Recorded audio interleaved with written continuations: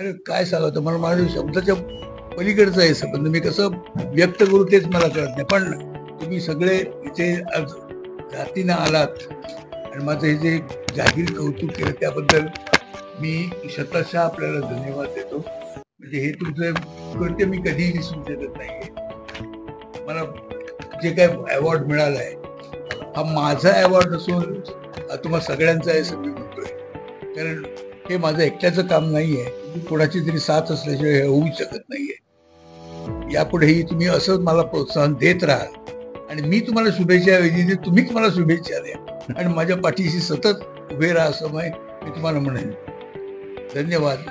तुम्ही आल्याबद्दल धन्यवाद. पुन्हा एकदा धन्यवाद.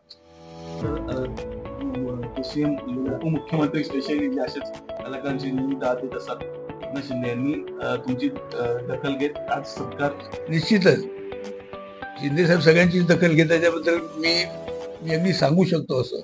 कारण मी त्यांच्याबरोबर भेटलेलो आहे 3-4 तास, त्यांच्याबरोबर माझे संबंध पण आलेले आहेत. त्याला नेहमीच कलाकारांबद्दल नेहमीच प्रेम आलेलं आहे आणि आपल्या माणसाबद्दल निश्चितच त्यांच्या मनात सतत त्यांच्या प्रेम असतं. त्यामुळे मी त्याच्याबद्दल मी आणि काय सांगू याच्याबरोबर की ते खरंच एक अंतःकरणाने फार मोठे ग्रस्त आहेत असं मला वाटतं आणि असे एक उपमुख्यमंत्री आपल्याला लाभावेत हे आर्टिस्ट या दृष्टीने मी माझं भाग्य समजतो.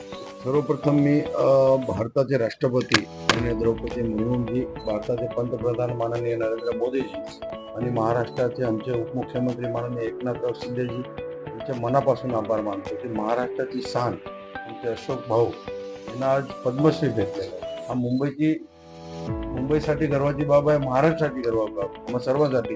एक मराठी कलावंतांना पद्मश्री भेटलं याचा आनंद आम्हा सर्वांना. नवीन घडामोडी पाहण्यासाठी आजच आम्ही मुंबईकर 24 तासला लाईक करा, सबस्क्राईब करा आणि अपडेट रहा.